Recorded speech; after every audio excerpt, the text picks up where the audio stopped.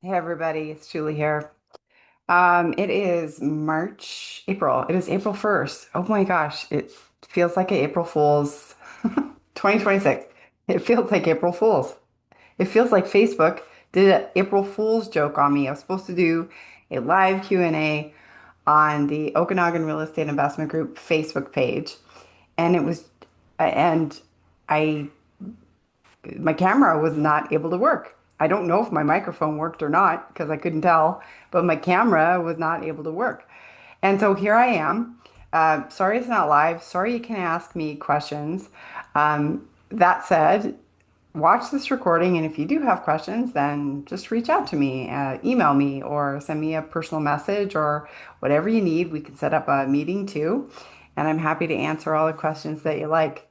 And so, my name is Julie Hoffman, if you don't already know that, because some people were trying to join the OREG group who I didn't know and I don't think are on my email list.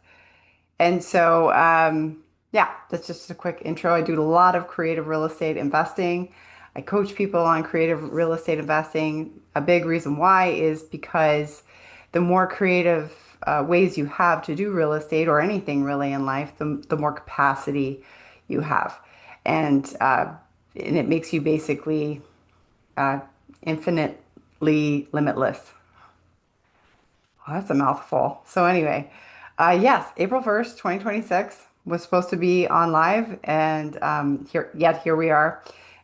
But I wanted to send out something, so here we are. So it's all about when it comes to the topic was what you need to do in order to find creative deals, motivated sellers, low money down opportunities, no bank qualify opportunities. And so tonight's topic was about how you have to be different. So I have a couple of stories to share with you, and I have notes here. So if I look down, that's what's going on. And one of the things that what you need to keep in mind is there are different ways to find, all of these opportunities. So I said two, but actually I do have three. Two are about being different, and one is just something that's really important that I'll probably talk about every time we get on a meeting like this. And that is you've got to go to networking meetings, folks. You've got to go out there. You've got to meet people in person. Um, Zoom meetings and digital meetings can be effective too. I know so many people who know each other cross country, cross nations just from being on Zoom, don't even know what each other's legs look like, kind of a thing. That can work. There's something so powerful about looking somebody in the eye personally, though, shaking their hand, meeting again for coffee or sharing a meal or following up in person that can be extremely powerful. So I'll just give you an example of a story that I have about my friend Richie. And Richie, I met at a networking event way back in, I would say, 2008, maybe, so a long time ago. And met him at a networking event. He was helping with the networking event. He was like one of the boss people. And we kept in touch. We saw each other at numerous other events. I went through all kinds of challenges after meeting Richie in my real estate portfolio. In fact, things fell apart. It was like multiple bankruptcies, foreclosure, really ugly stuff. And so about, I call it, 5, 6, 7 years later after meeting him, we had always kept in touch. He always knew what was going on with me. He saw I was battling back. He saw I was, fighting to stay alive. We have a kind of an interesting trying to stay alive story. Basically, something that we should have been out of business in six months. It took us 4 years to fighting because we went down swinging to eventually surrender to some ugly stuff, business wise. Um, but anyway, things had crumbled, they'd fallen apart. Richie and I kept in touch. And he actually helped me move out to beautiful Okanagan. He helped me buy my house that did a rent to own back to him from. He did very well. And then on top of that, shortly after me moving here to the house where he helped me buy, he reached out to me and he said, can you reach out to this friend of mine? And I said, yeah, for sure. What's going on? And he said, well, I helped her buy this condo and she's not returning my phone calls. And I'm just kind of nervous and I just want to make sure everything's okay. I think she's going through some tough times, which is just like, okay, somebody going through tough times. You're speaking my language. So I was like, why don't you let me reach out to her and talk to her? And I did. Her name's Lisa. And she was having trouble. She was having all kinds of personal struggles. She wanted to move, um, and she wanted to move provinces. And she had this condo that Richie helped her buy, but she was in bad trouble and didn't want it anymore. It was coming up. It was about to become vacant, and she was halfway out the door as far as she was concerned. So the last thing she wanted was this condo. And so I just said, hey, listen, how about you just let me take over things? You go on your way. I'll take care of things. We did a lease option. So I paid her a lease amount that covered everything, covered all of her strata, taxes, mortgage payment, everything. She deposited that money every month. Everything was paid. And I took care of the condo. So we did a lease option. I gave her $100 as a down payment. And I set up and we set up the paperwork. And I didn't have to qualify for financing. My husband and I rented it out to equity building tenants for the next several years. It went up a tremendous amount in value, and Lisa was able to move on. And so it was a great win-win. And it was, we had no business buying a property, but we were able to do a lease option because we didn't have to qualify for financing, because we couldn't qualify for financing. We also didn't have a lot of money, but we could handle $100. And that thing cash flowed. So it was a great win-win. And it all stems back from meeting somebody at a networking event. Okay. So that's number one. Number two and number three, it's all about doing things differently. So one thing that you can do differently in your life from now on is take a different route home or go take a drive in an area that you haven't been before. Grab a Tim's or a Starbucks or whatever make a tea at home and go drive around and look in neighborhoods that you haven't looked in before. Or, like I said, I don't know if I said this yet, actually, but you usually, when you drive to work and you drive home, you usually take the same routes. Well, take the long way home. Take a different route every single day. And you might think, yeah, well, how's that going to help? Well, a new neighborhood that you drive in, somebody might be out on the lawn putting up a for sale by owner sign, or maybe have just put up a for sale by owner sign. Or maybe if you drive through it slowly, not too slowly, not creepily, right, through neighborhoods, but sometimes you'll see a for sale sign in a window.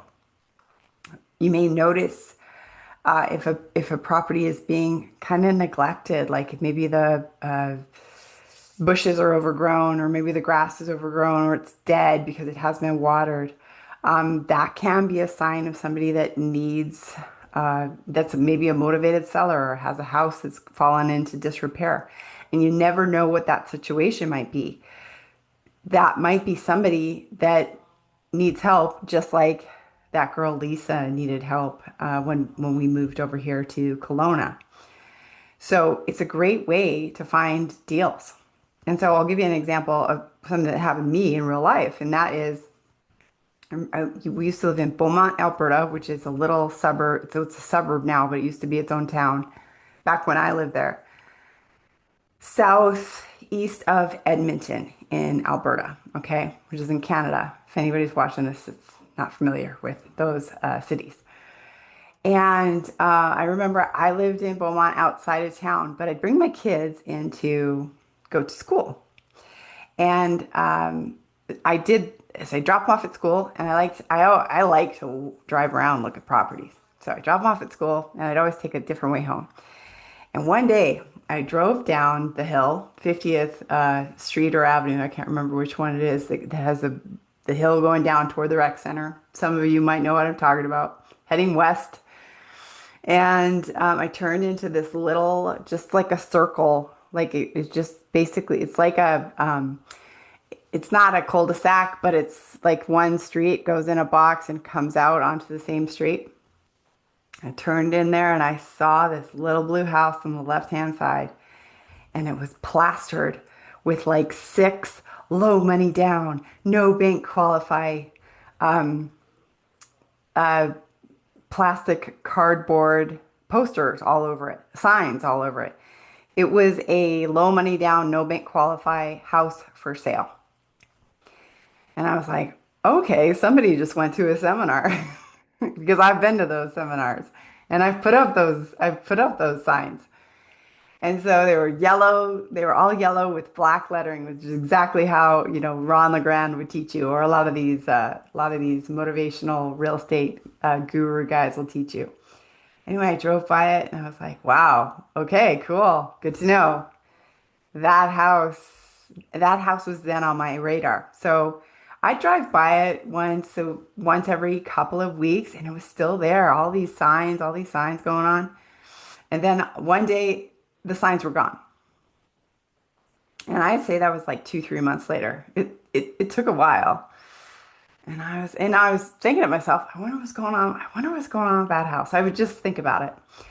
And fast forward, I had been a panelist in a real estate investment networking seminar through Ron LeGrand, and I'd met this guy named David. And this was years before I saw these yellow signs all over the little blue house. And David reached out to me.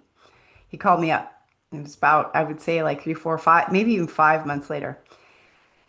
And he said, and he was in trouble. He lived in Calgary, and he wasn't in trouble, okay, but he was having some challenges with a property.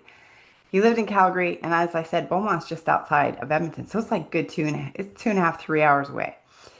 And so he said, I've got this house. I don't know what to do with it. I just left a Ron LeGrand seminar. I did all of the things, but I think I did a couple of things wrong. He told me the story, and it turned out that he'd taken over this house and had been paying the mortgage, paying the mortgage, paying the mortgage with it vacant. And he was trying to sell it kind of an American style way with low money down, no bank qualify. Well, nobody wants to be the family that moves into the no bank, no money down, low money down, no bank qualify house. Okay, not in Canada. Maybe people are a little more open to it down in the United States, but that's beside the point. And I'm like, is that little blue house on 48th Street? He's like, yeah, that's my house. I'm like, okay, I totally know that house. All right, good to know. Anyway, we worked together. We came up with a solution. We were able to get, kind of the bleeding stopped in that deal. I took over it. I didn't have to qualify. Again, I didn't have to qualify for financing. I didn't give him any money down at that time. In Alberta, you didn't even have to give somebody any money down. I think now you have to give them at least like $100 or $1 or something like that. Anyway, we got it all set up so that he was looked after. I had a property, I had a cash flowing property, and I had it for quite some time. There's more to that story. And the point is, I found it, I knew about it, I had had my eye on it, and I was thinking about it a lot from driving around differently. And yes, I met him at a seminar too. So that goes back to actually point number one, where make sure and get out to seminars, go to courses, surround yourself with like-minded people, go to these live events, especially if you have one locally. And if you are a, somewhat experienced real estate investor and you don't have a local meetup group, then start one. That's what my husband and I did right here in Kelowna. It's called the Okanagan Real Estate Investment Group, and we started it. Yeah, it'll be 10 years in October of 2027. So it's almost 10 years old. Our little networking group that has been it's been such a blessing to us. Okay. The other thing that you can do differently is talk differently. So I started working with this girl named Carol who had been attending a lot of online events. She hadn't gone to a lot of in-person events, but a lot of online events. And Carol is from Ottawa, And she was just so excited to finally do a deal. And we talked after I did a presentation. I think it was for Dave DeBow and online. And she reached out to me and she wanted to do coaching. And so she's like, yep, you know what? I just think this is the missing piece. I need hands-on help because that's what I do. I was like, okay, let's get started. So we got started and she started going through my real estate investment tools, which by the way, I'm going to put a link around here for my real estate investment tools. There's like 11 of them. They're really valuable. They give you foundational information that you can use and find deals. Okay. And literally she's going through the tools and she gets to um, bringing up real estate the street smart way. Right. So she just completed that course. She's heading into the next day, wakes up, her daughter comes over for coffee, like she does once a week, every single week. And usually they talk, news, weather, sports, family, what's going on, what upcoming events, this kind of thing. But Carol took the information that is in bringing up real estate the street smart way and started talking differently. And so her daughter asked her, "What's going on with you, Mom?" Instead of, talking about news, weather, and sports, Carol took a deep breath and she said, she was scared. She's so scared. She said, "I just started coaching with a real estate investment coach. You probably think I'm crazy." Because that's one of the lines that you can use. And she said, "Oh my gosh, Mom, I cannot believe that. That's amazing." Because Aaron, who's her boyfriend, we were just at his auntie's house, and his auntie wants to sell her house, but she doesn't want to use a realtor because she didn't want to use a realtor. I'll tell you why she didn't want to use a realtor. It's kind of a side story. Because a realtor came in and said, "Oh, yes, I'm absolutely happy to sell this house. All you have to do is renovate the kitchen, renovate all the bathrooms, change out all the flooring, and give it a fresh coat of paint," which was going to be like $130,000, maybe more, as if it was nothing. And so she was like, "Okay, yep, not using a realtor."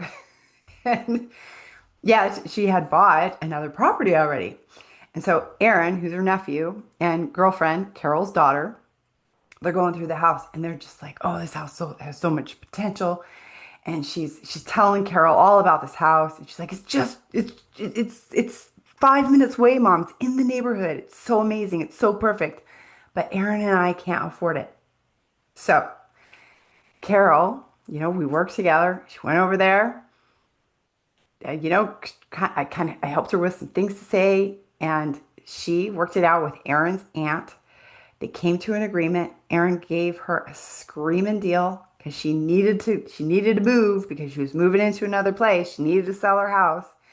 Gave her like $30,000 off of what the realtor had told her it was worth without all of the renovations. Um, Gave her, great terms, gave her plenty of time to close. They worked together really beautifully.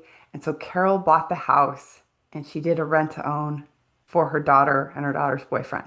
So that to help her daughter um, get into the real estate investment space. So talking different didn't really help Carol get into a no bank qualify or low money down. She did do low money down actually because her daughter moved into it, so she was able to only put 5% down. But she did qualify for the financing. Okay, and sometimes, by the way, folks, it's one or the other, and sometimes it could be both.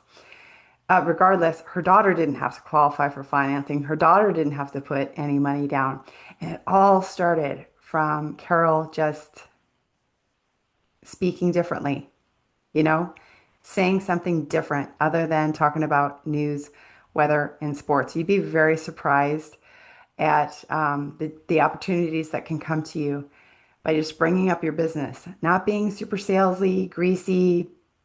That nobody wants to be that guy, but bringing up real estate, like I said, the street smart way. And by the way, everybody can have access to all these free tools if you don't already. And I'm going to put the link around here. It's at my website, streetsmartdiva.com/free tools, but I will put the link around here. And then I'm also going to put around here How you can get a hold of me if you, or I'll probably, you'll know how to get a hold of me once you sign up for the free tools because that information will be emailed to you. But if you want to talk or something, then send me a personal message or put a comment below. And then finally, we've got opportunities that are low money down, that are creative, that are low money down, that are no bank qualify. Fantastic opportunities on our desk right now. So if you want to talk to us about some of the opportunities that we already have, then reach out for that as well. So there's all kinds of ways to keep in touch. Make sure and go grab those tools though if you haven't already done so. And if you think you already have and you can't find them for some reason, then reach out to me and I will get you I'll get you pointed in the right direction. Okay. So sorry I couldn't answer any questions. I really like to do that. But those are the topics that I wanted to talk about tonight. And so now I always like to do this, especially lately. It is Holy Week. And so it's Good Friday and Easter is coming up. And I just love Jesus and totally excited about it. And I've been reading the Bible and it's just been so life-changing for me. And so I want to bless you. So if you just sit tight for a minute, I'm going to open up this blessing that I have. It's called an Aaronic blessing. It's from the Old Testament.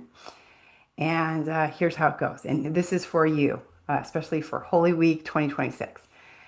The Lord bless you and keep you. The Lord make his face shine upon you and be gracious to you. The Lord lift up his countenance upon you and give you peace. That is from the book of Numbers, chapter 6, verses 24 to 26.